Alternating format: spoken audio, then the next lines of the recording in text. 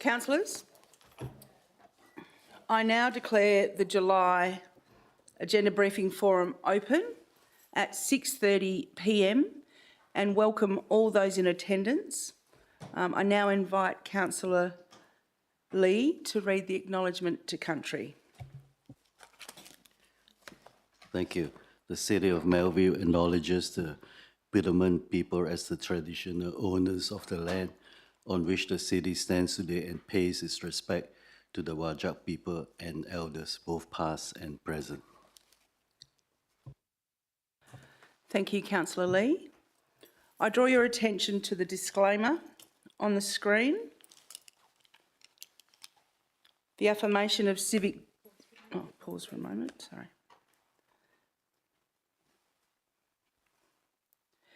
The affirmation of civic duty and responsibility on the screen.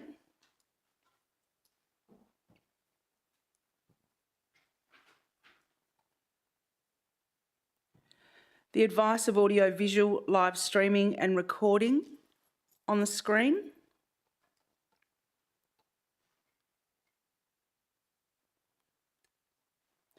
And the purpose of the Agenda Briefing Forum also on the screen.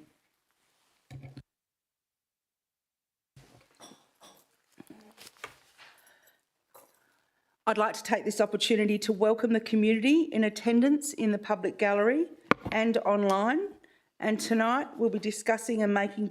No, we won't be discussing and making any decisions. Tonight is an Agenda Briefing Forum.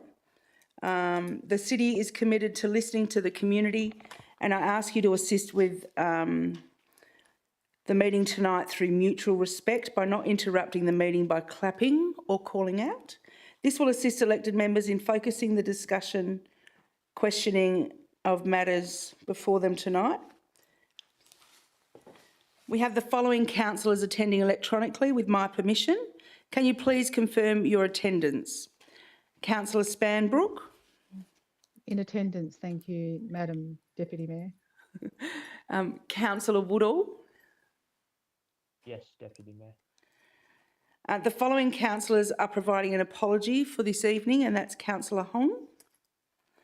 And finally, we have the following elected members on leave of absence: Mayor Katie Mayer, Councillor Ross and Councillor Ettinger.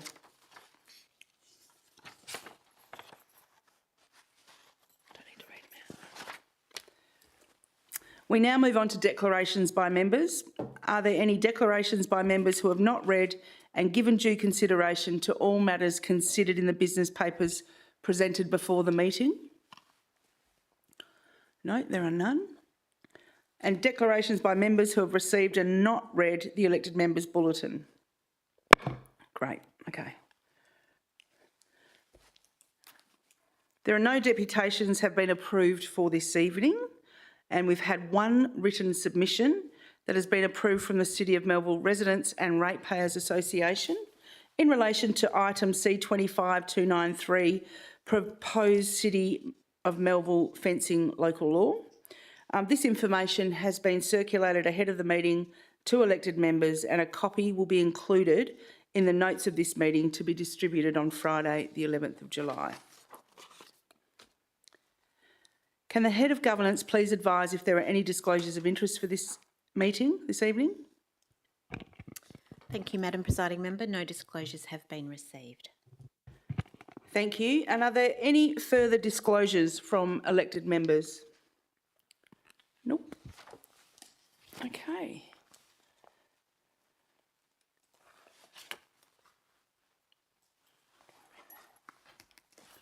Okay. So I now open public question time at 6:35 p.m. So no questions have been received in writing for this evening?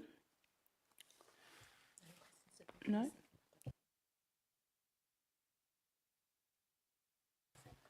Are there any questions from the public gallery for this evening?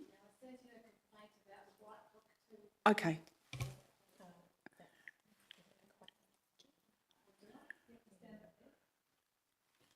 If we could just get you to come up to the microphone, yes, please.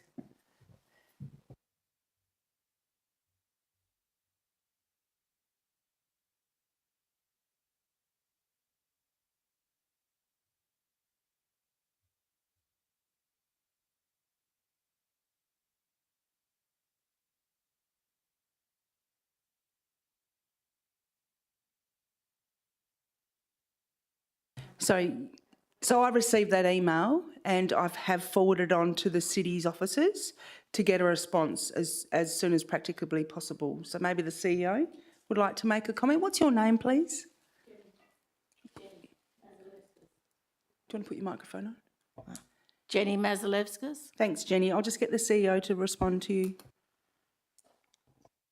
Thank you and good evening. The Deputy Mayor has forwarded your email to the City of Melville, and I've requested that officers prepare a response for you to be sent back via the email address that you've sent to the Deputy Mayor. So the officers are looking into the matter you raised with the Deputy Mayor and the Mayor, and we will provide a response to your email as soon as possible regarding your concerns. Thank you. Yeah.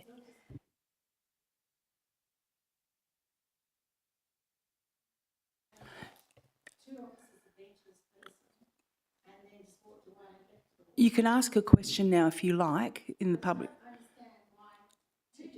This is public question time. If you want to frame it as a question, maybe do it that way, Jenny, okay? I don't understand why two councillors or whoever they are have been to this person's property and then it's just been left. And, I mean, is it appropriate to have 100 and 150 birds flying over the people surrounding this property every morning, every afternoon and every night, screeching? Thank you for your question. There's rats. You sent letters around to tell us to kill the rats. My question is, I've seen owls on my clothesline. I do not intend to use second-generation rat bait in my backyard because of the owls. So there's a lot of stuff happening, and I'm concerned also about the variety of birds being less and less. I have a son who is suffering mental health issues, who hears these birds screeching. So is that really good for a mental health person to be woken constantly with screeching birds? Because I'm suffering as a result of this as well. Jenny, thank you for coming in and raising this question. I assure you I have sent your email personally to the CEO as soon as I got it today to be actioned and responded to as soon as possible. Potentially, I will reach out to you in the morning or after this meeting and follow up on your questions tonight. The CEO will take those on notice. Yes, please, because I did go to biodiversity like you told me to. They said it was a council problem. Okay. So Thank you. Thank you. You have been heard.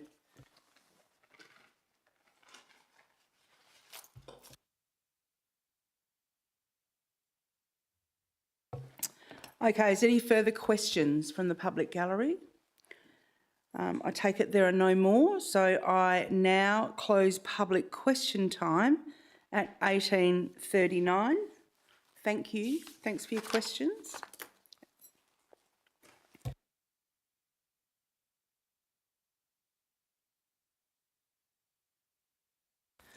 Okay. So there is no business of an urgent nature, and we have item C25292, proposed City of Melville Cat Local Law 2025. This has been identified as having a confidential attachment, and should elected members wish to discuss the confidential attachment, the item will be held until the end of the meeting and I will call for a motion to go behind closed doors. Can I get an indication from elected members if there are any questions in relation to this item's attachment? No? Okay, beautiful. Thank you. Then we will not move behind closed doors to discuss this item. There's no one online, is there? No. So there are no petitions for discussion this evening. And we now move on to the items for this evening. The first item this evening is item C25292, proposed City of Melville Cat Local Law. And prior to discussion of this item, can I please get an indication from elected members if you would like to hear the presentation on this item? It's a feedback-based presentation and it will be included in the minutes. Anyone? No questions? Councillor Fitzgerald. Apologies. So I'm not sure whether it'll be covered in the presentation, so I don't know whether to ask it now. But at the risk of it not being covered, one of the items of feedback was people who wish to have more than 2 cats, particularly where they were inside cats. The information we've got in front of us is that the regulations allow for an application for more than 2 cats, and that whether they're kept inside will be a relevant consideration for allowing an application. My question is, do we intend to have a policy that sets out what the criteria for such an application will be and how it will be applied? And if so, will that be generated and how will that be generated prior to the enactment of the law? Thank you, Councillor Fitzgerald. Mr Emery. Thank you for the question. The form will be prescribed and there will be a relevant framework in place to make sure that all the applications to keep more than 2 cats would be assessed equitably. It would be something to consider whether or not we would have a council policy around the application process for that. Probably then just to note, whenever we're making decisions about people's pets, as I'm sure officers are particularly aware, this is something that people are very emotionally attached to. I would be very keen to make sure that whatever criteria we are using are publicly accessible and very well understood by people, so that not only we are internally applying it equally, but people can look at that and make sure that they're making an application that is likely to succeed. Thank you, Councillor. That was a good question. Councillor Barber. Madam Chair, wondering, is there a presentation for this? So there is a presentation. It's based on the feedback provided by the community, and it is going to be attached to this item. But if you want to see it, we can do that now. I think that might be nice. Okay. Yep. Can we see the presentation, please?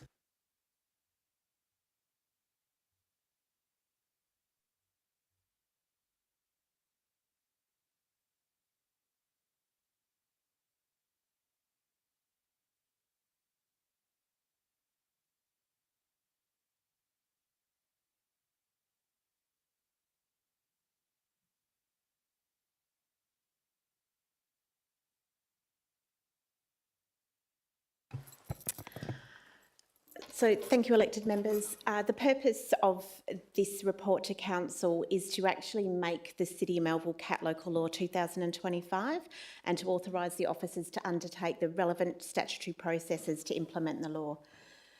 So previously, the Council resolved to reconsult with the community on the proposed law, and that occurred during November 2024. Our consultation process was from December 24 through to January 2025, and that resulted in 87 submissions. Some minor amendments were made in response to the community feedback, and this was to assist in aligning the local law with the regulatory requirements. The adoption of the cat local law supports responsible cat ownership and reduces the impact on wildlife and community spaces. So the recommendation is seeking support from the Council to resolve to make the Cat Local Law 2025 and the subsequent implementation actions, including gazettal and public notification. Thank you. The cat local law principally will limit households to 2 cats, and there is a possibility to apply for a permit to exceed those limits. There are defined specific reserves and parks within Schedule 2 of the local law that will outrightly prohibit cats, and there was some strong community support in relation to the enhancement of cat management measures. Despite limitations under state legislation, we believe that the local law thus allow us to effectively enforce the cat prohibited zones as much as we're allowed to without risk of being knocked back by a joint standing committee. There were community objections received. There was a majority rejecting the proposed local law, but if you did look at the objections more specifically, you would notice that a lot of the objections were people within the community thinking that we should go further with our cap restrictions. However, as most of you would know, we are bound by what has been acceptable by the Joint Standing Committee from other local governments. So we believe it does strike the right balance between what the community want and what is also legally permissible under the State Cat Act.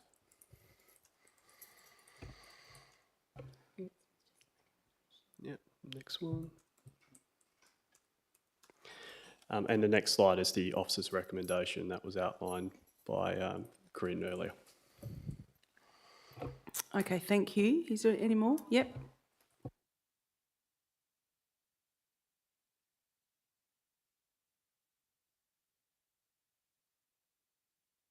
As a result of the modifications, none of these were considered to be significant changes, and that means we can progress with making the local law in its current format.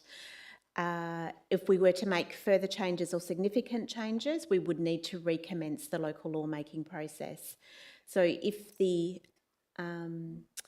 city chose not to adopt the local law, this would not align with our endorsed 2022-2026 cap management plan and may lead to some community concerns and reputational damage. So the officers are seeking support for the officer recommendation, and this does require an absolute majority decision. If approved, the local law will be published in the Government Gazette and it won't come into effect until 14 days after that publication. Copies are also provided to the departmental CEO of the new Department of Local Government Industry Regulation and Safety, and to the WA Parliamentary Joint Standing Committee on Delegated Legislation, and will be subject to scrutiny by that the Delegated Legislation Committee. Updates to delegations will also be made in relation to this local law to allow officers to enact the law. Thank you. Thank you. Elected members, any questions? Councillor Fitzgerald. Thank you. This is about the requirement for landlord approval for pets at a premise. I note that this was raised as a concern in the comments, and that the city's response is that since there's a legislative requirement to get a landlord's consent in relation to having a pet, it was seemed reasonable that it should be in our local law. I wonder, though, there is the possibility of a kind of circularity problem that arises from this, because the new provisions that relate to keeping pets includes a requirement that you obtain approval from the landlord, but then restricts the landlord's capacity to say no to that approval.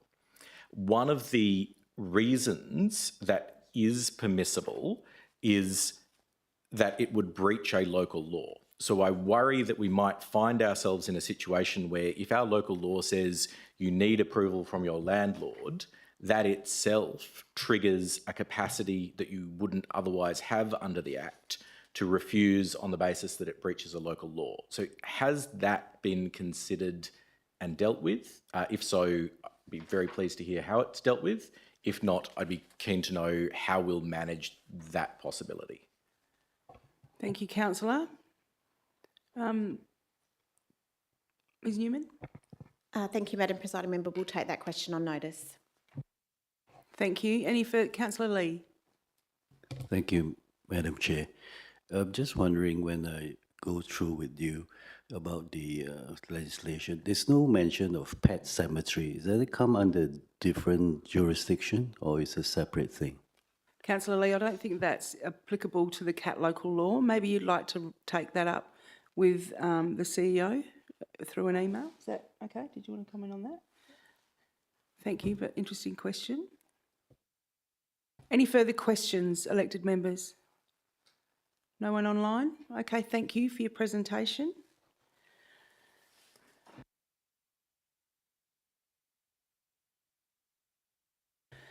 The next item is prior to discussion of this item, C25 293, proposed City of Melville fencing local law. Can I please get an indication from elected members if they would like to hear a presentation on this item? Yes? Yes, please. We'll proceed with the presentation. Thank you. Ms Kay Bainbridge, Manager of Development Approvals, and Ms Corinne Newman, Head of Governance, will provide a short presentation. You have 5 minutes. Thank you. Thank you, Madam Presiding Member. So the current fencing bylaw was adopted in February 1983 and was last amended in March 2011. The last statutory review on this bylaw was undertaken in 2016, and at that time no further changes have been made. Last year, an internal working group was formed with various stakeholders across the organisation to review the bylaw.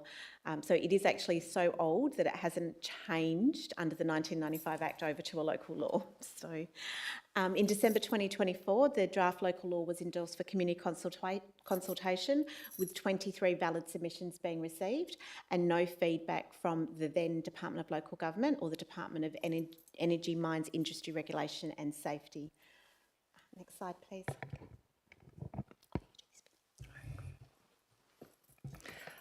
So just a couple of key changes. The main crux of the review does follow the model local law format and the recommended local law for fencing. So we've just done a couple of key tweaks, namely in relation to definitions, which have looked at some of the nuances that are more prevalent in the City of Melville. We've introduced some as a provision which covers that you still need approvals under relevant planning and building legislation, and the local law doesn't override this requirement. There's also, change to have, very clearly residential and non-residential fencing requirements to remove some ambiguity under the current bylaw. There's existing provisions to ensure that existing fences that are approved and compliant under the current law are compliant under the new law. You cannot apply for approval for a non-sufficient fence, so we're just making it a little bit easier for people knowing what they can and can't do. You also introduced the need for sightlines, to not have gates open into public thoroughfares, and also clarification on materials which are prohibited and for those which approval is required. And then also the detail and application of detail around the application process and compliance processes, and the schedule detailing what the sufficient fence is. So just going through to the next slide, thank you.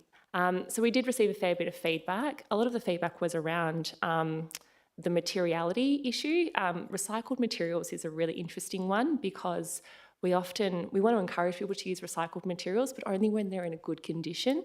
And so sometimes that we believe that an approval process will provide us that necessary vetting process to make sure that they are of an appropriate material. So we haven't necessarily changed the requirements around that from the advertised version. And then we also had some clarity sort around some of electric fencing inclusions and exclusions where, there is a general presumption against, and it's not sufficient to have electrified fencing in the residential zone. So that one was definitely a safety issue which we couldn't really compromise on. And then we also had some objections, but also some support for the changes around the maximum height permitted. So we've just included the maximum fence to be height permitted to be 2.3, just because we receive a lot of requests for fencing heights more than 1.8 metres, usually around swimming pools and changes in levels and the like. So, and we do have an exemption under our planning framework to not require development approval for any types of dividing fences over up to 2.3 metres in height. So it's just making it consistent and removing the need for multiple approvals. Then we also had some concerns raised around people not necessarily installing to manufacturer's specifications and just general poor construction. Generally, this is more of a civil and consumer law issue, and that anything that's sort of dangerous we can sort of step in, but generally there's a civil pathway that has to be explored first. We also had some questions about who determines what's unsightly or what's not in good condition, and it's generally the officers on their professional judgment, and whether or not, and also that how we sort of go about it is based on compliance being reactive in nature and resourced accordingly. There were some suggestions around auditing a condition of existing fencing. And of course, we don't have the resources to go and audit everyone's fences. There was some clarification requested on sightline requirements, which we definitely have included within this policy. So local law, which is a new inclusion, which is a more specific Melvillism. And then there was also some questions about the requirements to construct on the boundary. We find that's very difficult in all circumstances. It's not necessarily within everyone's means to determine accurately in all circumstances, and there may be a physical feature which blocks it. So, and there's also provisions within the Dividing Fences Act, which allow for it to be considered adjacent to the boundary. So, and there's also avenues through the local magistrates court if there's a dispute. So, I think in the end, there was only very minor administrative changes to the local law to address the majority of the feedback. So, I believe that we were able to. Our recommendation accordingly is to proceed without requirement for further advertising. If there are more changes, I believe, similar to the CAT local law, we'd have to re-advertise or recommence the process.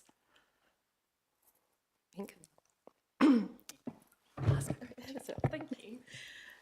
So, as highlighted by Ms Bainbridge, there were only minor modifications made. These aren't classed as significant, and therefore there's no requirement to recommence the local law making process. Should the council seek to make further significant changes, we would start the process again. Under local government reform, if this local law is not reviewed in more than 8 years, it will be automatically repealed on the 7th of December 2026, which would mean we would not have a local law in place. We're seeking councillor support for the officer recommendation, and do note that an absolute majority is required. And similar to the CAT local law, it will be published in the Government Gazette and wouldn't come into effect until 14 days after that publication. Copies are also provided to the departmental CEO of the new Department of Local Government Industry Regulation and Safety. And again, the local law will be scrutinised by the Joint Standing Committee on Delegated Legislation. The officer recommendation also seeks to update the delegations in relation to this local law. Thank you. Thanks, Ms Newman. I have one question before we go to other questions. What is a non-sufficient fence, please?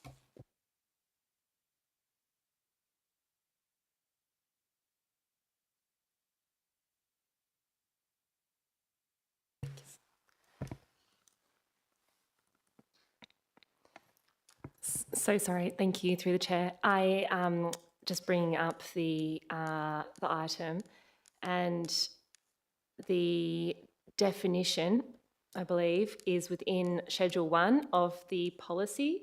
So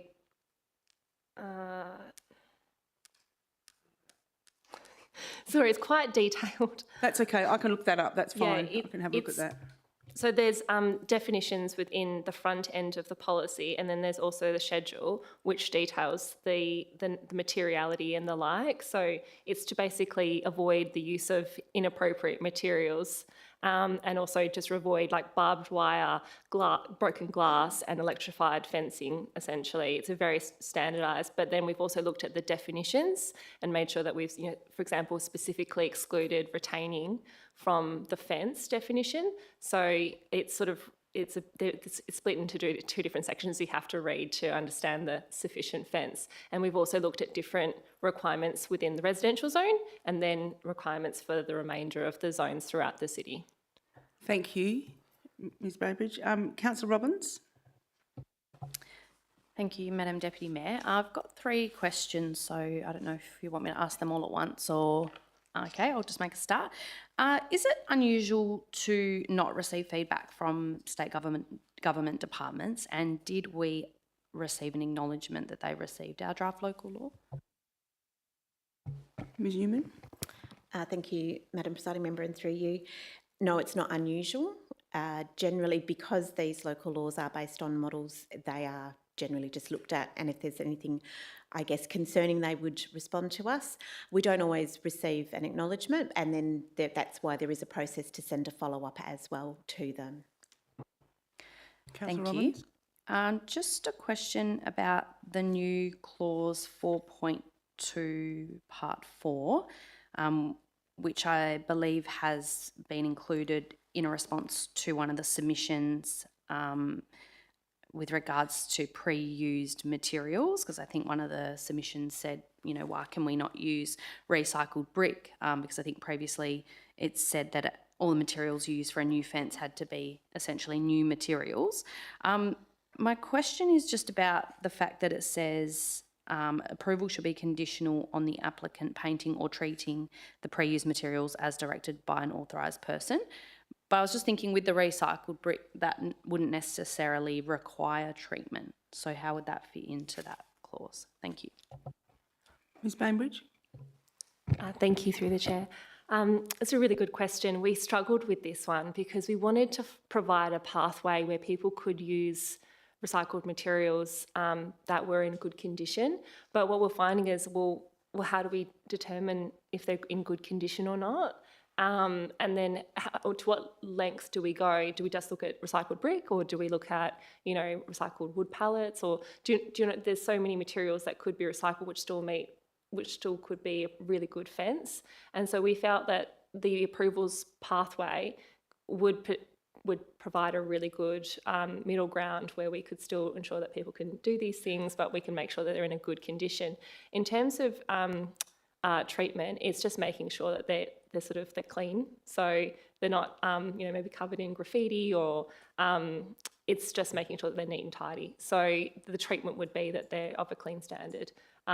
That's generally what the term is meant to encompass. Thank you. One more, Councillor Robbins. Thank you. In Myrie, there's a street called Patfield Street, which is between McCoy Street, which is in the industrial zone, and Pittman Street, which is in a residential zone. And at some point in the past, there were barriers put in place between the residential part of the street and the industrial part. And over the years, there's been times where there's been a temporary fence erected between the two zones. I think as a result of discussions between the local residents and the local business owners, and there's been issues with that fence, as I'm sure you can imagine, blowing down, getting graffitied, that sort of thing. And I know it's the preference of the local residents to have a permanent fence in place to give them privacy and also just make it clear that it's a no-through road. Is the provision of a fence like that covered by this local law?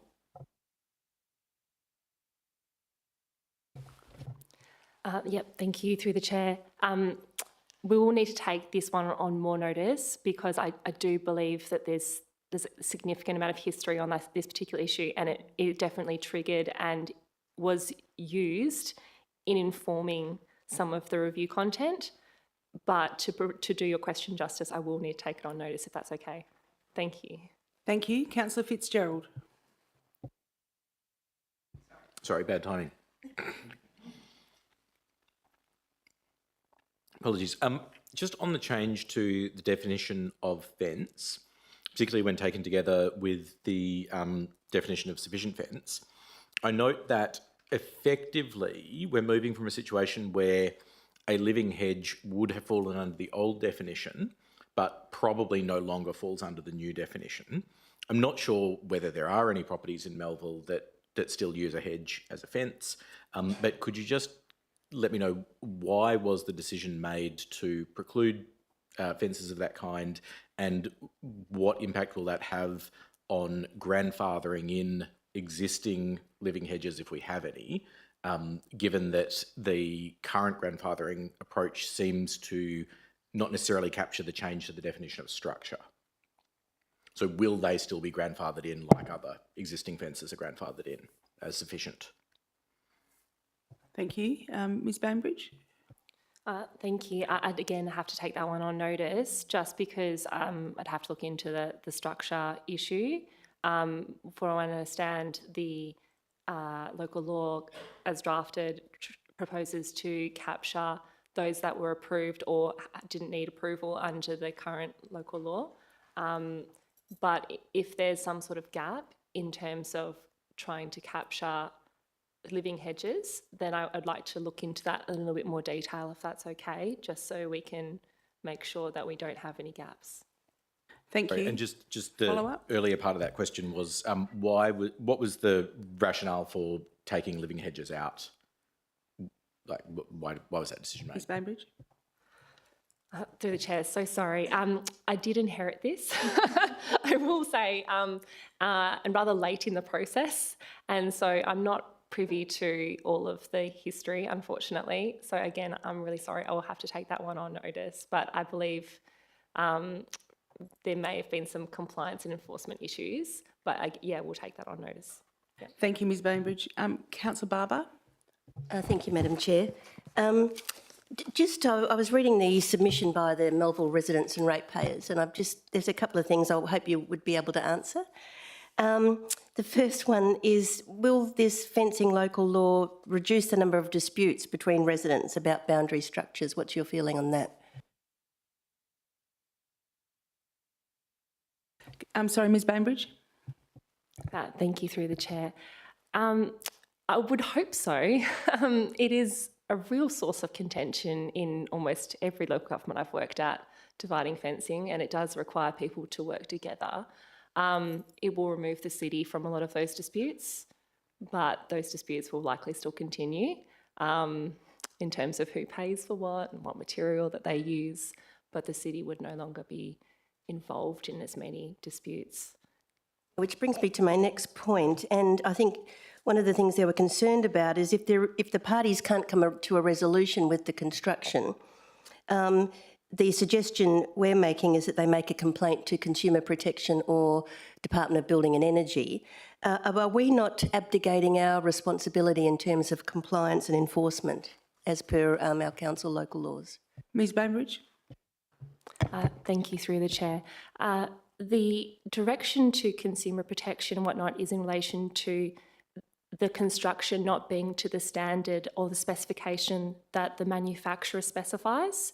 In terms of, if the neighbours can't agree on a material, then, or the height or anything like that, and it complies with what they're proposing is complying with our local law, then the city would have no intervention. It would be entirely a civil matter between the two landowners, which they can resolve through, I believe, the State Administrative Tribunal or a local magistrates court. Thank you, Ms Bainbridge. Okay, just a couple. Am I allowed a couple more or not? Yeah, two more. I can come back if you'd like to give somebody else a No, go. no, keep going. All right, sorry, thank you. Something else they were quite concerned about is Councillor Barber, are these your questions or are these out of the MRRA submission? They're my questions based on their submission. Okay. That's all right. Yes, please. Thank you. It was the review mechanism. So it was, would you like me to leave this? Well, look, leave this one and go to Councillor Lim, and then I'll... You can always raise them with Ms Bainbridge. Afterwards, send her an email and get a written response once she's got more access to information. We're allowed Sorry? to ask. If I receive something, I'm allowed to ask questions. I know, but what I'm based upon it. saying is that potentially Ms Bainbridge hasn't got all the information with her right now, and if you were to email her questions, I don't know. Is that okay?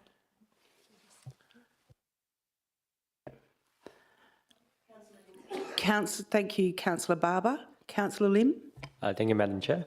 So just, through the chair, I just want to ask, I'm keen to work out, it's quite similar to Councillor Barber's question actually. It's, I'm keen to understand for City of Canning, City of Wanneroo, you're saying that they gave a range of fence height as well. How has their experience been since, changing to a range method? Because the way I see it is, it's going to sort of increase dispute because you're going to have a range of fences. You're going to have, the residential amenity would change because, the law has changed. People can just have more flexibility to sort of have wider variations. So I'm just wondering, what are some of the feedbacks from the other councils? Thank you. Thanks, Councillor Lim. Ms Bainbridge. Thank you, through the chair. There is still the mechanism for people to apply for that height under our fencing local law, and they wouldn't require planning approval for that up to 2.3 metres.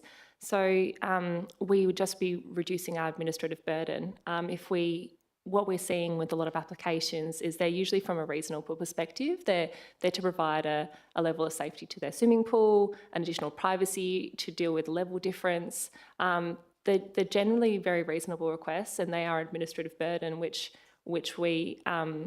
owners can often be confused by. It's like, oh, I have to get a local law approval and then a building permit, whereas we're just trying to minimise the number of approvals that people may need, and just make it sort of. What we're finding with our other local governments is, it is reducing that burden and making it easier for our residents. Often, if people are proposing more than 2.3, it's a bit more of an impact on the amenity, and probably a lot more challenging for us to support unless there's a really good reason to, and ideally support from both landowners. So hopefully that answers your question. Thank you, Ms Bainbridge. Councillor Barber, do you have any more questions? Thank you very much, Madam Chair. I appreciate it. Just the last one. This is asking is that is the relation to the rights of the application and third parties, particularly neighbours, review of the fencing local law decisions. And the city's response was this work was outside the scope of the project and will be addressed separately. Why was that, and why was it not included? Ms Bainbridge. Thank you. So the local law introduces requirements, or I believe a little bit more clarity around the application process and the compliance process in terms of the nature of the decisions being made. The officers would be making a professional judgment on applications that were received, on the information that we have at hand, and we'd be looking at making sure we provide a balanced outcome for both residents as much as possible. Thank you, Ms Bainbridge. Shouldn't there be something in there about an appeal process or not? No? Through the chair, I believe there's appeal processes through the SAT, but I will take that on notice and provide a more formal response as to the appeals process if there's an unsatisfied party in the process. Thank you, Ms Bainbridge. Are there any more questions? No? Thank you for your presentation. We'll move on. The next item is C25 glasses 294, Common Seal 2025. And Ms Newman, Head of Governance, is available to take any questions on this item. Are there any questions? No, thank you. We'll move on. Item number C25 295, investment statements for May 2025. Mr Tuffin, Director of Corporate Services, is available to take questions on this item and the following too. Are there any questions? No.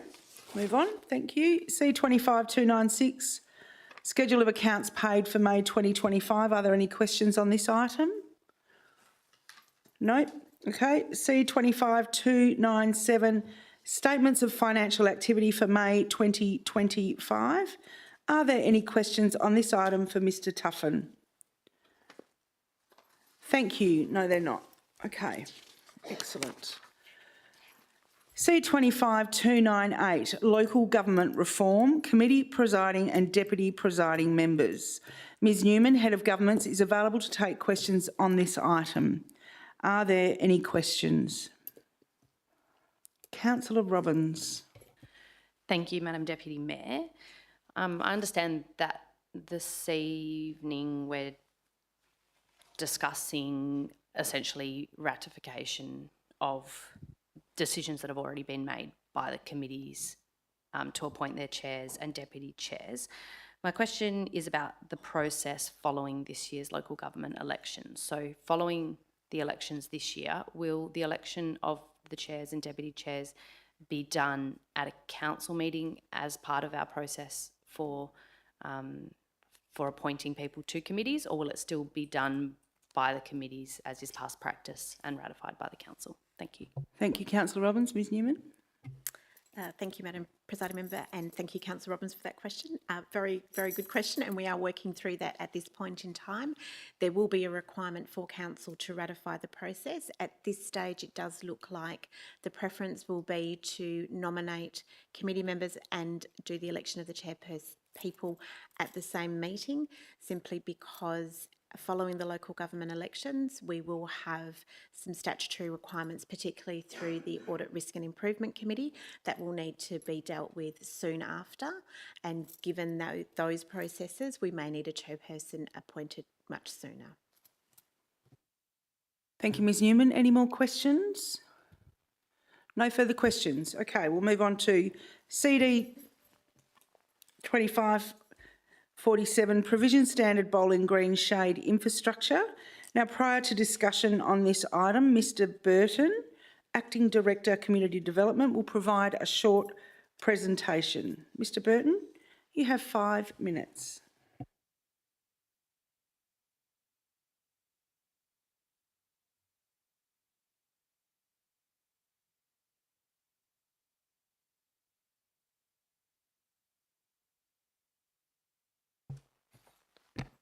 Thank you, Deputy Mayor and elected members. This item relates to a resolution made by Council at the 13th December 2022 ordinary meeting of Council, where Council resolved to consider the inclusion in the John Connell Master Plan a cover for 2 bowling greens at the Leeming Bowling Club, and to provide a report to a future ordinary meeting of Council. The draft John Connell Reserve Master Plan is yet to be considered by Council. It does include a cover for 2 bowling clearings subject to a business case. However, there is insufficient detail and guidance on how this would be implemented at John Connell and across the Melville community at other bowling clubs. So, as a result, officers have prepared a standard of provision unique to Melville, as we've got 4 bowling clubs that are on our land under the care and control of the city. Therefore, equity and financial responsibility must be considered. Bowls WA facility standards outline shade shelters required at the end of greens, but while the full bowling green shades aren't mandatory. What we've found is bowls membership numbers in Melville are stagnant in recent years, but there's large opportunity for growth, given obviously the city's ageing population, as well as social participation increasing. There's a developing trend across Australia where full bowling green shades are being constructed due to the benefits of all-weather play and reduced exposure to skin cancers and melanomas. There's also, some elected members may be aware, there's external funding programs to the industry through the Community Sporting and Recreation Facilities Fund. And then obviously the city recognised the value that bowling clubs have in providing and keeping an ageing population actively and socially connected. Next slide, please. There's a number of different options out there, but the report basically summarises 3 key options, which have obviously been detailed in the report and consider both the upfront capital cost and ongoing life cycle cost to cover 2 bowling greens. Option 1, as you can see on the screen there, is the motorised retractable shade canopy structure, and this one is a bespoke design by our Cardinia Bowling Club. The estimated capital cost, based on evidence from the club, which includes the canopy structure itself, bowling green shade covers at the end, and also flood lighting, because the other options include flood lighting as well, is $710,000, with an annual life cycle cost of $41,755. The second option you can see on the screen there is a steel undercover area, and these vary, but basically are a ColourBond roofing structure, and estimated costs for these are basically $1.5 million, and with an annual life cycle cost of $55,000. Next slide, please. And then the third option is an all-weather premium tensile structure. And there's 2 options here, which the first one is $1.9 million, which is a PVC cover, or $2.5 million, which is PTFE, which is effectively a Teflon structure. And those who have been to Optus Stadium, the external covers that you see on the outer at Optus Stadium are in this PTFE material. And as you can see there, the annual life cycle cost for a PVC structure is $75,000 versus $91,250.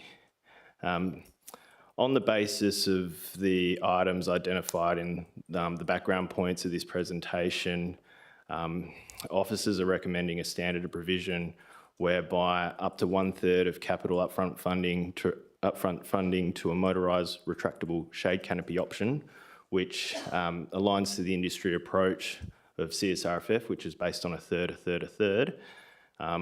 That clubs will also be responsible for any ongoing maintenance and renewal costs, including utilities.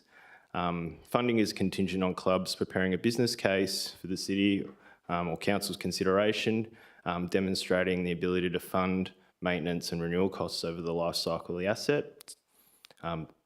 If clubs wanted to seek a higher level of provision, if they obviously were able to generate a significant amount of funding, the city would only contribute a maximum of 1/3 of the retractable shade canopy to the as the alternative. So, next slide, please. So in terms of the financial implications to the city, based on the recommended standard provision, the estimated cost, and this is based on today's dollars, so we'd expect updated costs in a business case presented to council is $236,000. If all 4 clubs were to be successful, the total cost would be just under $1,944,000. Notably, it's difficult to predict when applications would be received by clubs, as it obviously they'd either have to have significant financial reserves or have funding allocated, and we don't have any funds allocated in the city's long-term financial plan, although funds could be sourced from, we have a $300,000 allocation in the annual budget generally to support successful CSRFF applications, which generally clubs would apply for this type of infrastructure, or the other option is drawing from the city's community facility reserve, noting that obviously other priorities may get pushed out based on obviously applications that come in. So the officer recommendation is on the screen. I won't read it out to you, but it reflects the presentation points that I provided previously. Thank you, Mr. Burton. And I've got a question from from Councillor Spanbrook online, but before we go to Councillor Spanbrook, I just have my own question. In the CSRFF, is there a separate allocation within that for bowling green structures? Is that what you said? Through the chair, no, there isn't. Generally, the CSRFF program there's $20 million allocated per annum, but nothing specifically for bowling shade covers. Thank you. Councillor Spanbrook.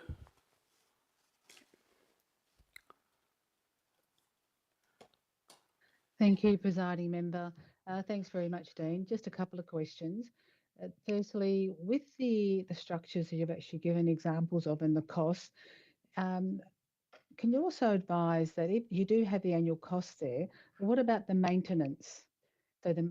So when you're considering a retractable roof, that is going to, clearly, the electricity costs associated with that, and also perhaps, some rusting or replacements because it has a lot of mechanical moving parts. Can you provide more information on that, considering it's one of the options? Thank you, Councillor. And also... Is that your first question? Yep, okay, yes, it is. Mr. Burton? Yeah. Thank you, through the chair. I can try to explain to you, but it might be easier I've got a good summary sheet of all the breakdown of costs and we can flick that through to the elected members following the meeting. Thank you, Mr. Burton. Councillor Spanbrook, another question? I do, thank you, Madam Mayor. And another one there, thanks, Dean, with regard to the tensile membrane fabrics, do you also have the detailed information on the benefits on using a structure as such with regard to how it does allow natural light through, therefore no floodlights or artificial lighting is required. And even with regard to the longevity of the fabric itself, there's no moving parts. So do you also have detailed information regarding the benefits of that type of structure? And I do have another one. Thank you. Thank you, Councillor Spanbrook. Presiding member. Mr Burton? Yeah, thanks. Through the chair. Yes, Councillor Spanbrook is correct. Obviously, the PTFE structure allows obviously natural light to come through where otherwise colour-bond structures do not. Obviously, you'd still need to use lights at night. The detail in terms of the costs and those sorts of things in savings will be provided in that spreadsheet when we send that through. Thank you, Mr Burton. One more question, please, Councillor Spanbrook.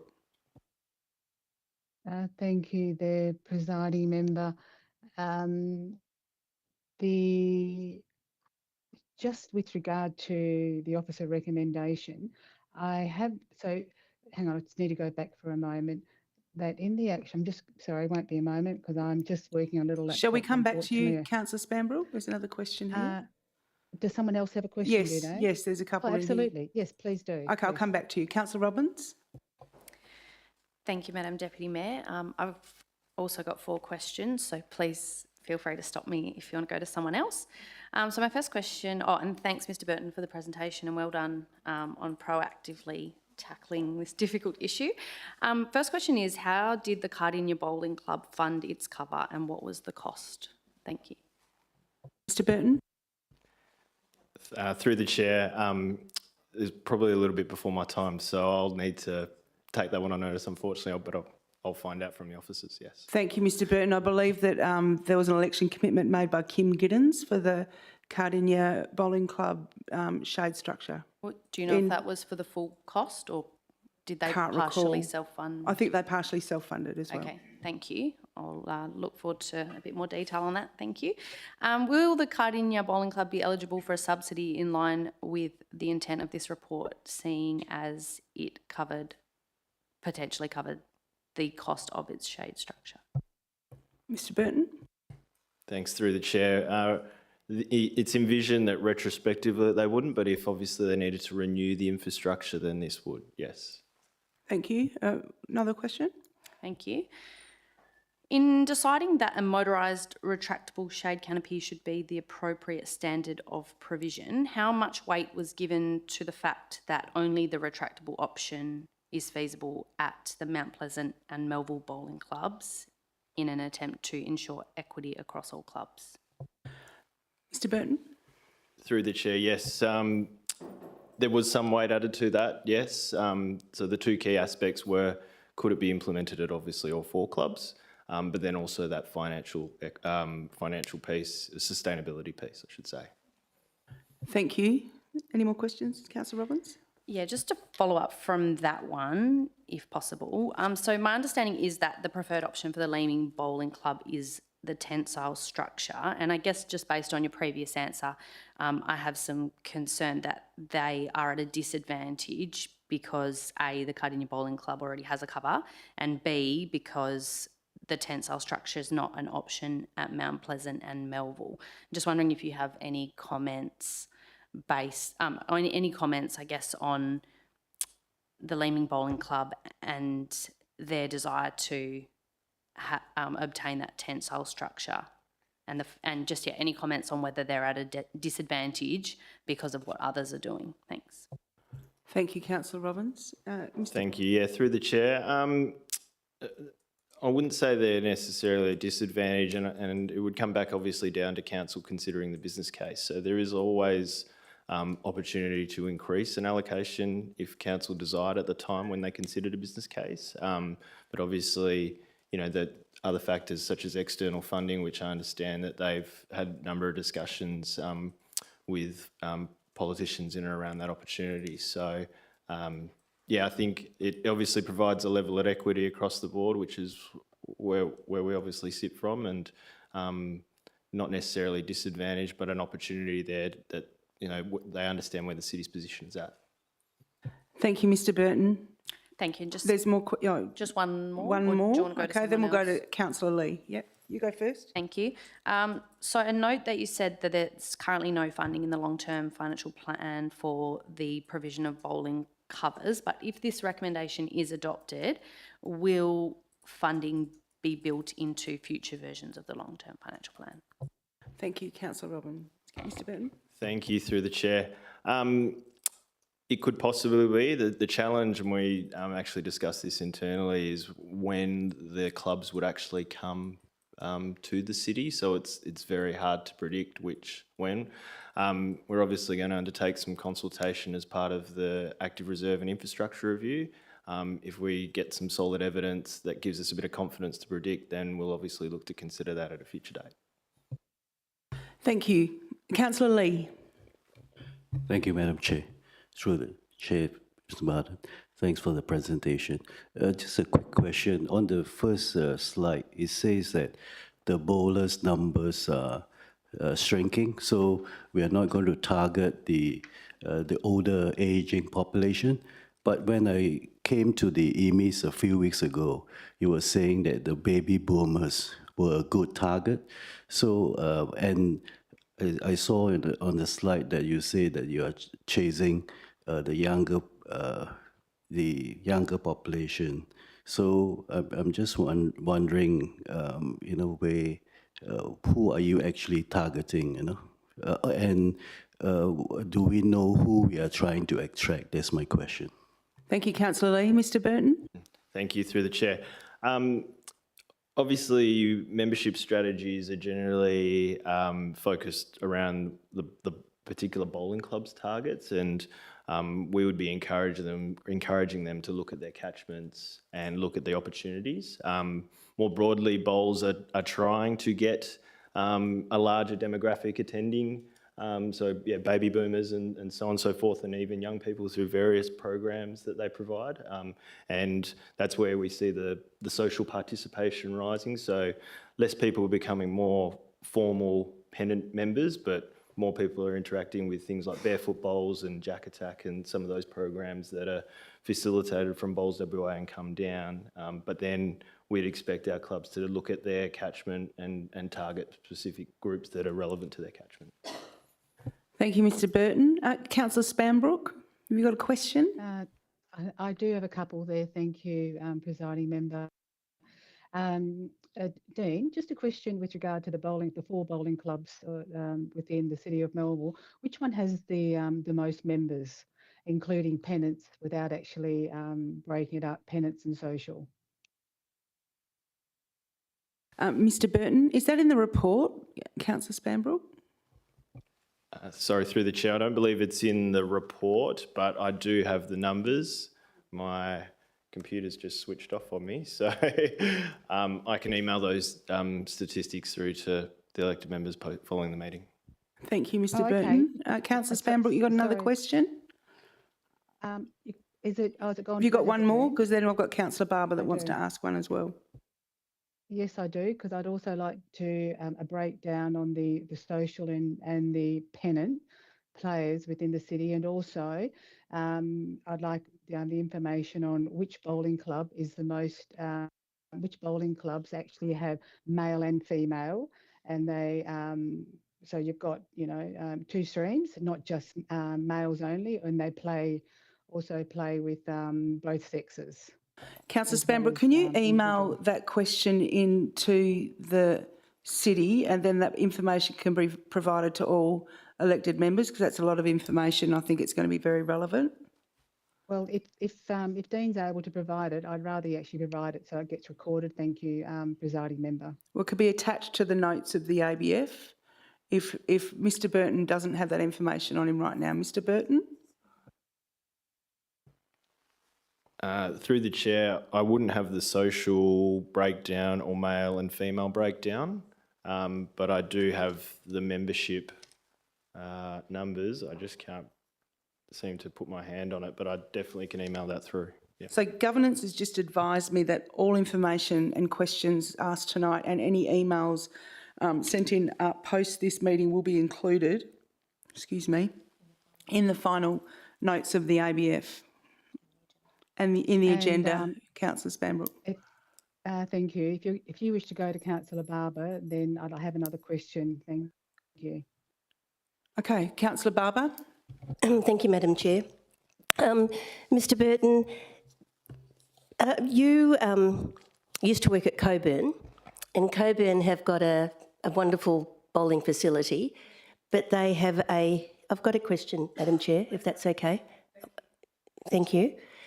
But they chose a very steel-rimmed roof. They didn't choose retractable, and I'm wondering, A, why they went with that, and what are the benefits or disadvantages, and then B, if you can compare that to Cardinia with the retractable that you've now seen, can you just give me some understanding of why Coburn went with that, and how does that compare with the retractable at Cardinia?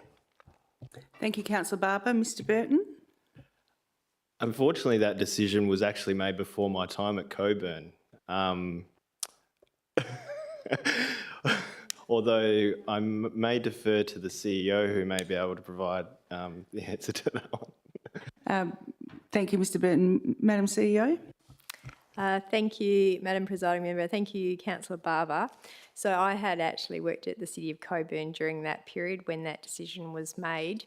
The key benefits for the steel structure were actually related to the comparison in the cost to the tensile structure. So the club and the facility were wanting an all-weather cover, so it was different to the Cardinia one where it doesn't necessarily enable people to play during the rain events. So it does provide an all-weather cover, and it was a more cost-effective option than the tensile structure, which was looked at and considered.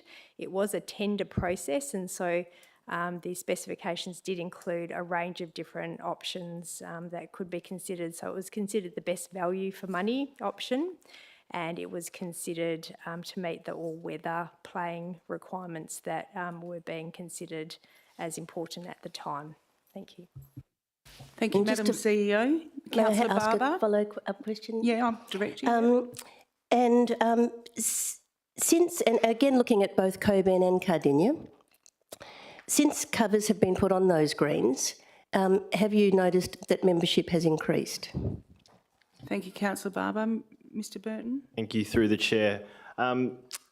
In terms of the Coburn Bowling Club, there hasn't been a dramatic increase in pennants membership and that has stayed stagnant, but they've certainly have engaged a number of social programs, and the numbers within the community from sort of day one went from sort of 0 to 2,000 sort of social members at that facility, yes.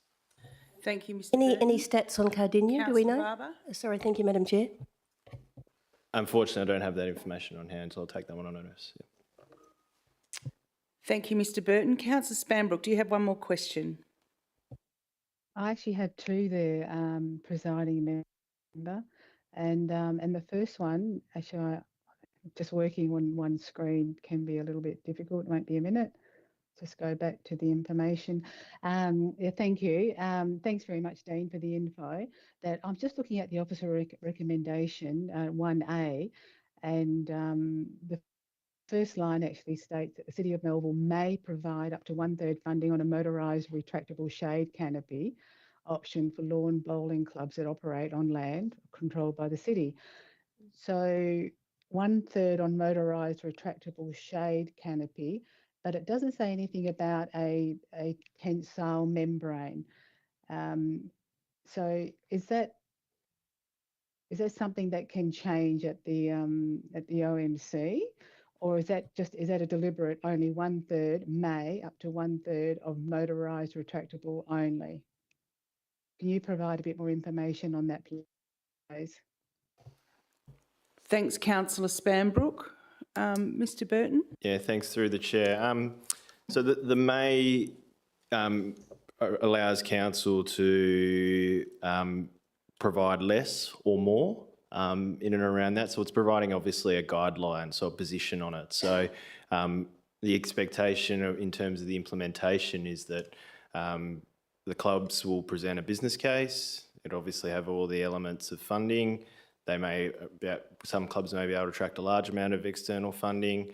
Therefore, the top up from the city may be 20%, or the other way is, the club's been able to generate maybe 60%. Council may determine, well, they only need an additional 40%. So, based on 1/3, that's an additional 7. They may obviously provide more funding. Thank you. Just to follow up there, if I may, presiding member, Yes, please go ahead. that I am concerned about 1A there, Dean, that 1/3 funding on motorised, whereas on 1B, it states funding is contingent on an application to the city, including a business case demonstrating an ability. No, apologies, it's actually C. All funding applications for shade infrastructure over bowling greens will be presented to council for consideration. So is it correct to say that the city will only provide up to 1/3 funding for motorised retractable shade canopy only? Thank you, Councillor Spanbrook. Thank you, through the chair. That is the intent. So the intent is to provide that guidance. So when clubs are looking to fund a particular project, the first question they ask is how much money can they get from the city? So this is a starting point we ask them to work from. Obviously, we would work with the clubs, but that is certainly the intent, that we would obviously work with them on the business case, develop it up, get a good understanding of the costs, whether they can afford it, and then present that to council with a recommendation. Thank you, Mr Burton. And Ms. Presiding member, I'm sorry, Councillor I Spanbrook. just have a big concerns about C. That This is a question, agenda briefing forum. So if you is this more questions, or is it you entering into debate? No, there's no debate. It is a question. That if that is the intent, that the city may provide up to 1/3 to motorised retractable shade canopy. Councillor Spanbrook, it's an officer recommendation. That's and correct. it'll be No, debated I next week. understand If you've got further questions or you want to make an alternate motion to back up your I understand what you're saying, concerns. but I'm actually raising this because I have had previous meetings with the officers, and there at no time was there any mention of just 1/3 funding for a motorised retractable shade canopy only. That's my concern. So I feel as if, sorry, I will just at no time was I directed just to that. So I'm just trying to get information from Dean. The CEO will answer your question. Thank you. Thank you, Deputy Mayor. I think I understand your question. So, Councillor Spanbrook, are you asking that if the club was wanting to look at a higher standard of provision for a structure that was not a motorised shade structure, say the tensile or the other option, whether or not the city would be presenting a business case to council for the other types of structures?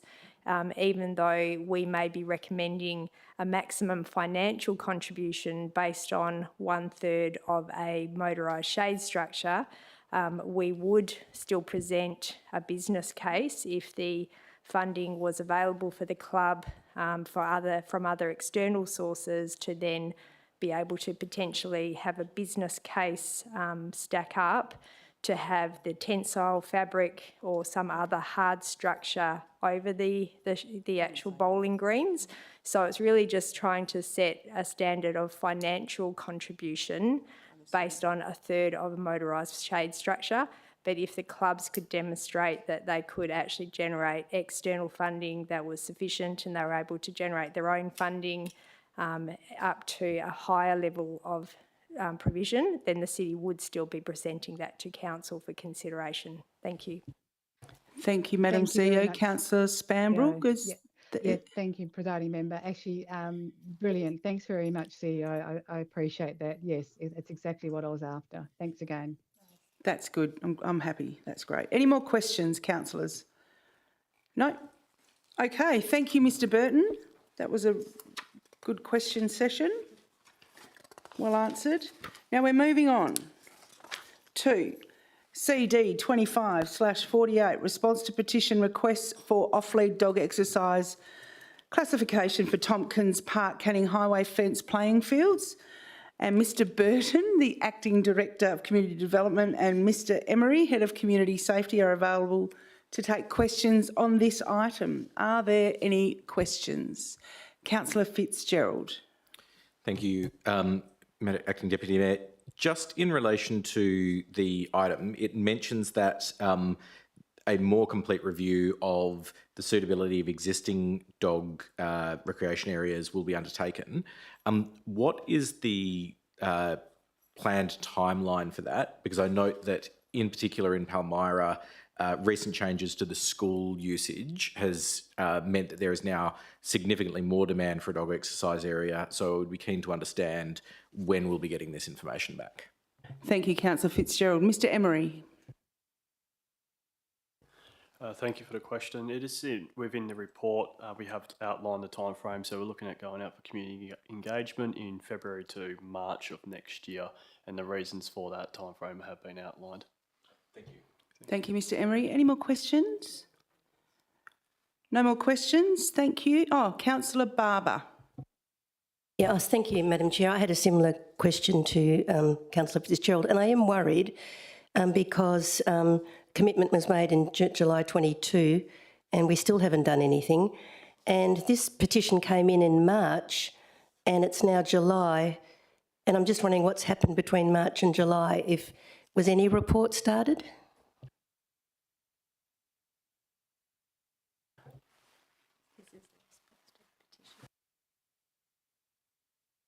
Mr Emery. Thank you. In July 2022, that was the latest review done. So there were various changes approved by Council in 2022, but since then we have received numerous requests. Thank you, Mr Emery. I don't think my question was answered. It was more that I'm just thinking it's going to take a long time, and I'm wondering why we've had 4 months between when the petition was given to now to recognise that we're not going to do anything. Ms Newman. Thank you, Madam Mayor. We'll take that on notice. Generally, when petitions come in, there is a time frame allocated to them to come back to Council, and I believe this is within that time frame, but we'll take that on notice and provide some further detail. Thank you. Any further questions? No? We'll move on.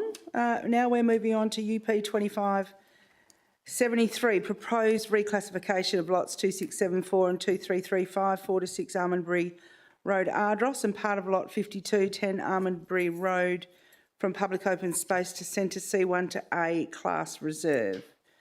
Prior to discussion on this item, Mr Ponton, Manager of Strategic Planning, will provide a short presentation. You've got 5 minutes, Mr Ponton. Thank you, Deputy Mayor. So this item went to Council back in December 2024. The Council were considering the proposal to provide a higher reserve classification, A-class reserve, to the land at the eastern edge of Yagan Wireless Hill. So the key issue is relates to that the A-class reservation will provide a higher level of protection to that land around the perimeter of Wireless Hill, but it will also reduce options for the land in terms of its potential for passive open space use, and may also constrain development on the land immediately to the east, which is owned freehold by the city. So Council's resolution at the time was to undertake a series of further investigations, and Council also resolved to include an additional strip of bushland, the green encircled area on the photo there, to be included in those investigations. Next slide, please. Yes. So in terms of these additional investigations, firstly, engagement. We note that engagement taken place to date as part of the preliminary work on the Burragoon Melville City Centre Activity Centre planning has highlighted the importance of this land at the perimeter of Wireless Hill. There is wide support to include the land within the A-class reserve. There is, however, also recognition that the land has a key role to play in providing linkages to Wireless Hill and a potential open space role. In terms of the activity centre planning, Council will be aware that progress is being made for preparation of master planning for the city's land, as well as activity centre planning for the Burragoon Centre itself. That work has highlighted the importance of this land around the edge of Wireless Hill. Again, the key points being that it may in the future provide a passive open space role, and also it may assist in deconstraining the city's land. Significantly, the activity centre plan review process provides a good platform to comprehensively assess these issues. Next slide, please. The other areas for additional investigation, as requested by Council, relate to bushfire mitigation and landscape opportunities.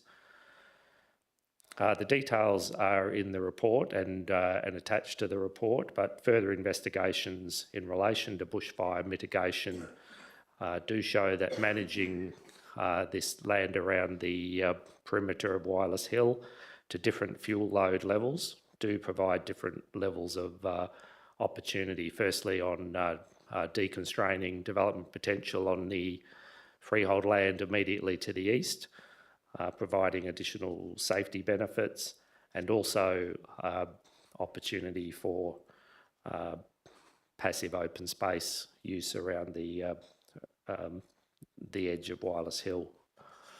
There are some examples again included as attachments in the report.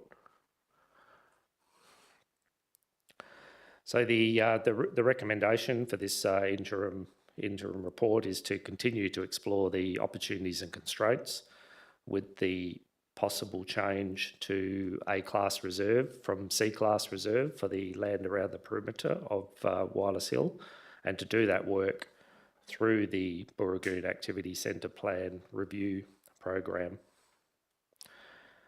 In arriving at that recommendation, the reporting notes that there's no current risk to the conservation value of the land. It's reserved for public open space and has a C-class designation.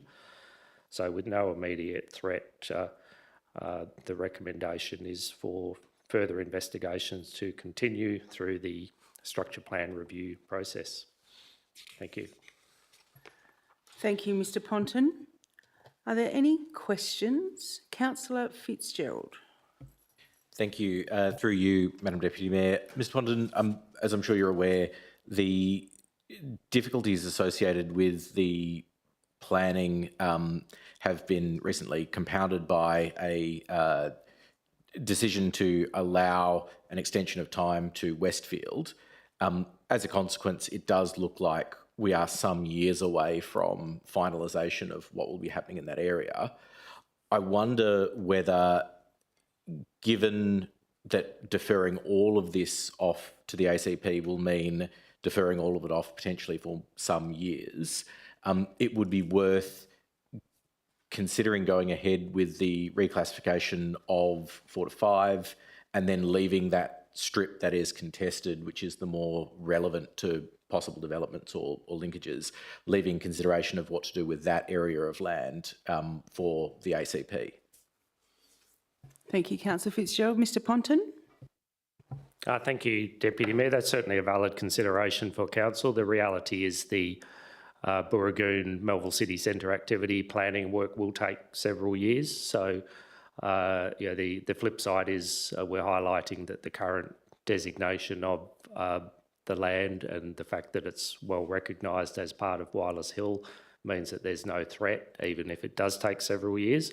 But equally, it's a valid option for Council to separately progress the reclassification.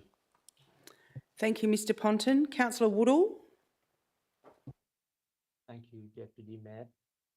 Just in terms of the classification of... Councillor Woodall, just hold on one sec. We can't hear you clearly? Can you try again? Can you speak louder? Sure. Can you hear me better now? Yes, that's good, thank you. Okay. Just in terms of the lots and the classifications, either A class or C class reserve, could some more information or clarity just be provided about the difference between those classifications in terms of control and management of the areas, and also, I guess, if there is a need at some point in the future to alter configurations or manage bushfire load or whatnot, what difference the reserve classification has on for example, a need to manage bushfire load due to a desire to develop some of the city's lands, or whatever might be the case. Thank you, Councillor Woodall. Mr Ponton? Thank you, Deputy Mayor. Yes, we can provide that additional information. We'll put it in the EMB. I have a question. In the report, it states that the bushfire consultants made recommendations, but they're not addressed in the council report. Can these be shared with elected members, please?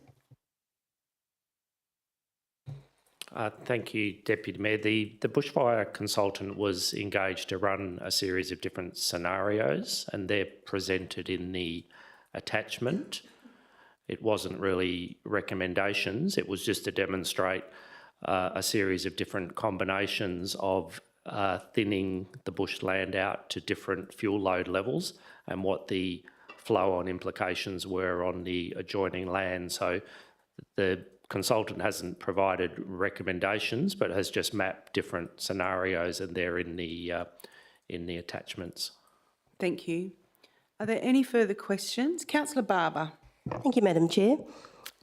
This is the Friends of Wireless Hill do a great job, and I know they do a lot of volunteer work in the current A-class reserve that is Wireless Hill, and it was on their recommendation that we look at putting this block of parcel of land from C-class to A-class. You may not be able to answer this, Mr Ponton, but maybe Mr McCarthy will. Do the Friends of Wireless Hill, have they been doing any work in this particular plot of land, or are they just sticking in the A-class reserve? Thank you, Councillor Barber. Mr Ponton? Thank you, Deputy Mayor. We have been regularly meeting with the Friends group, and they assure us that they are doing work in this subject land around the perimeter, particularly in regard to the quality of the vegetation, and there are some sections that are a little degraded, and that I understand has been one of their focus areas. Thank you. Thank you, Mr Ponton. Are there any more questions? No? Thank you, Mr Ponton. We'll move on to UP 2574, consideration of submission scheme amendment 16, 338 Marmion Street, Melville. Mr Free, Acting Director of Planning, is available to take questions on this item and the next. Are there any questions on this item? No? Okay, thank you. We'll move on. UP 2576, proposed mixed-use multi-storey car park and ground floor commercial development supermarket at number 55, lot number 120, Barry Marshall Parade, Murdoch. Are there any questions? Councillor Fitzgerald, Councillor Robbins, and we're going to have Ms Bainbridge address these. Councillor Fitzgerald. Thank you, Madam Mayor, and I apologise. This question will absolutely reflect my own ignorance. I understand that in the ordinary course of business, when we are approving commercial parking lots, it's on the basis that there's a tree planting of 1 tree for every 6 lots. Obviously, that is significantly different when we're talking about sort of multi-storey lots. I was just wondering, how do our current policies or regulations apply in that scenario? Thank you. Councillor Fitzgerald. Thank you, through the chair. The 1 tree per 6 car parking bays relates to uncovered car parking bays, so it doesn't necessarily relate to these multi-storey type structures. Councillor Fitzgerald. apologies, just as a consequence, does that mean that there's functionally nothing in our policies or regulations that relates to tree cover required for a covered parking lot? Thank you, Ms Bainbridge. That is correct. It's unfortunate that this particular development has sought to maximise the coverage on the site. They did offer to propose landscaping in an adjacent pedestrian access way, but the city owns that pedestrian access way and we have no design or plans around that. So allowing them to landscape that could prejudice the appropriate use of that space.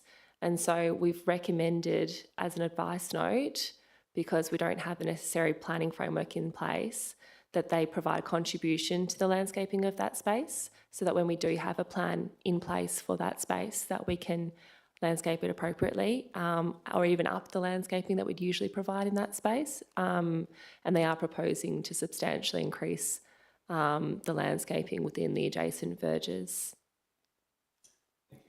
Thank you, Ms Bainbridge. Councillor Robbins. Thank you, Madam Deputy Mayor. Just a bit of a question around the process for DAs that are assessed by the State Development Assessment Unit. So I guess I'm just, not really familiar with these. So perhaps if you can just make some comparisons with how it works with the DAP process. So, for example, who is the responsible authority, if that term is used? Does the city provide a responsible authority report as is standard practice with the DAPs? If so, where is that report? And if not, what is actually submitted to the SDAU? Is it the recommendation that's before us and the comments that are in the report? Thank you. Thank you, Councillor Robbins. Ms Bainbridge. Thank you. I really love this question, so I love talking about planning processes. So this is, I think, our first 11B. So it's replacing the previous Part 17, which was like a COVID recovery response. So the city is a referral agency in this decision. It's similar to a subdivision. So basically, the application is lodged in its entirety to the state government. Whereas with the DAP application, it would be lodged with us. And then the officers at the department, they compile the report that's presented to, in this particular circumstance, the Statutory Planning Committee, which is a subset of the West Australian Planning Committee. In order for them to write that report, they refer it out to relevant state government agencies and local government. So we're invited to provide comment. We have 90 days to do so. And they also advertise during that time as well. We don't do our advertising. That's done by the state government. So the comments that we provide are really technical in nature, and we don't have the ability to balance these comments with feedback from the community like the DPLH would. So we are sort of more placed in a technical role. And so the recommendation that's in front of you is what we will essentially send through to the DPLH officers, who will then take that into consideration and then make their recommendation to the Statutory Planning Committee. The city can also go to the Statutory Planning Committee and make, a deputation if we believe it necessary to, but yeah, it's very much, we're a lot more removed from this process than the DAP process, where we would have two local government elected members on the panel and the officers writing the recommendation. So we're very reduced in this particular process. And So just to follow up on that, if I can, thank you for that explanation, Ms Bainbridge. So the report that's been written here by officers, that won't be sent to the SPC? There's a lot of great information in there. I'd hate for it to just be the officer recommendation for this meeting. Ms Bainbridge. Thank you, through the chair. Yes, we'll attach it as an attachment, but the letter would just contain the recommendation, but we'd include the report and any recommendation, any resolution from council as well. And yeah, that's definitely important information we'll include, yes. Thank you. Councillor Lee. Thank you, Madam Chair. Thank you for sharing the information. I'm just wondering why we are building more car bays, because when the Marriott Hotel was built, a lot of car bays were located and they're still building. So when I saw the original plan when the hospital was built, it was supposed to be buses running all around. So why are we abandoning the buses, or are we still encouraging more driving? Because I don't think the plan has been implemented using the internal bus running between the hospital and the shops. That was the original plan. Thank you. Thanks, Councillor Lee. Ms Bainbridge? Thank you, through the chair. So yeah, we're not proposing the car parking. It's another party that's proposing the car parking, and essentially it's an interesting one because they still have their existing development approval on the table, which was considered, I believe, earlier this year from memory, as through the DAP process, which has sort of a more substantial commercial development. So it's a sort of I believe, from what we understand, a backup option in case that development can't go through. So we're really hoping that the more substantive DAP application, which had sort of the commercial development and the social housing, can proceed. And we have a Form 2 that is trying to address some challenges around delivering that particular development. But this is a backup so that they can still utilise the site. So, and yeah, the supermarket and car parking, we believe, will support the precinct.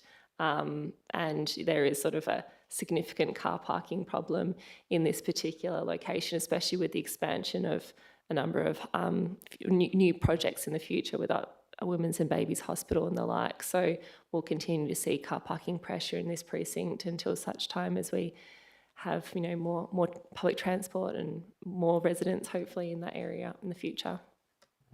Thank you, Ms Bainbridge. Councillor Robbins?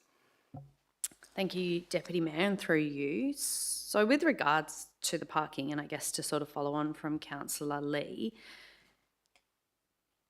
it seems that given there's already a DA approved for this site, that Hesperia is submitting this DA in an attempt to hedge its bets pending construction of the government's new Women and Babies Hospital and the resulting loss of 1,000 bays worth of parking for staff. So my question is the parking at the site of the new Women's and Babies Hospital that's going to be lost when the hospital's constructed, is that free or paid currently? And is the parking in the proposed 7-storey car park proposed to be free or paid?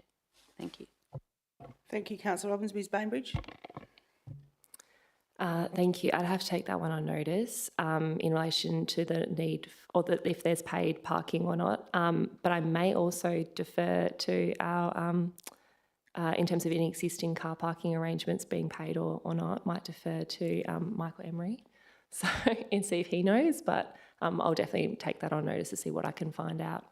Thank you, Ms Bainbridge. Mr Emery, can you answer that? Or Certainly. Sorry, just to clarify, the existing car park, where was that? Yeah, so the existing car park, which I believe is 1,000 bays, which is used, I think, predominantly by staff of the hospitals, which is proposed to be lost when the new Women's and Babies Hospital's built. Just querying whether that is free for staff to park at or paid parking. thank you, Mr Emery. Thank you. I do believe it is paid, but we will clarify that and get back to you. Thank you. Are there any further questions? Councillor Robbins? Thanks, Madam Deputy Mayor. The development on the adjoining lot 121, that communal area that borders the subject site, what type of use is that development? Ms Bainbridge? Sorry, through the chair. Just to clarify, do you mean the pedestrian access way that's adjacent to the site? No, I may have to just go back to the agenda. But there's adjoining lot 121, I think it is. Oh, thank you. Sorry. So that was part of as part of the DAP application, there was two sort of lots that forms part of it. One has more like the office development, and the other has the sort of social housing component. So this is proposing to take one of those lots, and whilst they proceed with, or they're sort of hedging the bets, like you were saying, sort of, so that one aspect would still proceed of the DAP, and then the other would sort of fall away and be replaced by this one if they couldn't make it stack up. Councillor Roberts. Thanks, Madam Deputy Mayor. So just to clarify, figure 3 shows the boundary wall impact on the adjoining landscape deck area of the adjoining lot on page 95 of the agenda.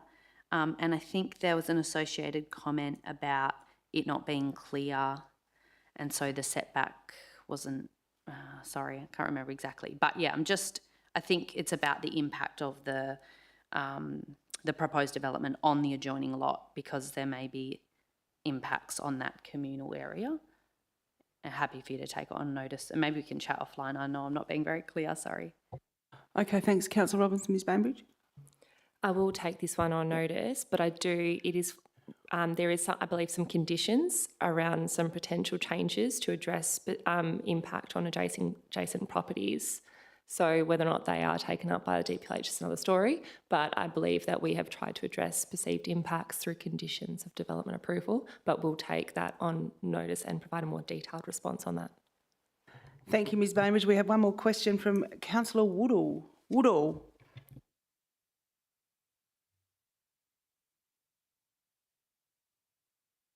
You're on mute, Councillor. Apologies. Thank you, Deputy Mayor. Just in relation to this property, I'm aware that with the public hospital, that it's not rateable land. Is this land subject to rates? Thank you, Councillor Woodall. Mr Tuffin, would you like to answer this one, please? Thank you, Madam Mayor. I'd have to take that one on notice. Thank you. Are there any more questions? If not, thank you, Ms Bainbridge. Excellent work. We will move on. We'll now move on to motions with previous notice. Item number 15.1, support for menstrual equality and investigation into partnership with Share the Dignity. And we have Mr Burton, the Acting Director of Community Development, here to take questions on this item. I believe there was an advice note circulated today in relation to this. And just, are there any questions on this one? No? Okay. Fabulous. Thank you. Presiding member, I do have a question, actually, if I may. Yes, please. Go ahead, Councillor Spanbrook. Can you please advise, or perhaps Mr Burton, please advise any other local governments that have something similar to what's being put to us now? Mr Burton? In WA. Mr Burton. Thank you, through the chair. I believe the town of Vic Park is a part of the program, but I can confirm and following the meeting. You can provide that information to elected members. Thank you, Mr Burton. Thanks, Councillor Spanbrook. Another question? Thank you. Yeah, a follow-up. Thank you. And considering this is, well, I would have thought to come under state government health, that has there been any communication with the state government health department regarding this? Thank you, Councillor Spanbrook. Mr Burton? Thanks for the question. Yeah, through the chair, not at this stage, no. But should the notice of motion get resolved, part of the engagement would include the Department of Health. Thank you, Mr Burton.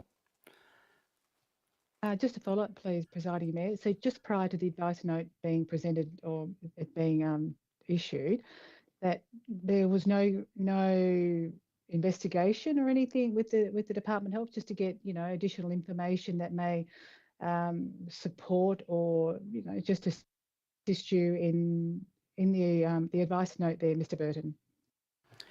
Thank you, Councillor Spanbrook. Mr Burton? Yes, through the chair. No, given the time period between receiving the notice of motion and preparing the advice note, we hadn't had time to contact the Department of Health to find out that information. Thank you, Mr Burton. Any further questions? No, we'll move on.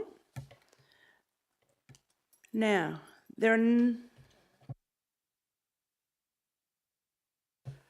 Okay, so there are no confidential items for this evening. So we are going to go over the page. Dun, dun, dun, dun. Okay, prior to the meeting closure, I would like to advise the council of the following late items to be distributed in the agenda this Friday, the 11th of July. There's a late item from CTAU RFT 242532, the Esplanade Park landscaping works, and a notice of motion with notice honouring Bon Scott's connection to Palmyra and the City of Melville, which was shared with elected members on the portal earlier today as well.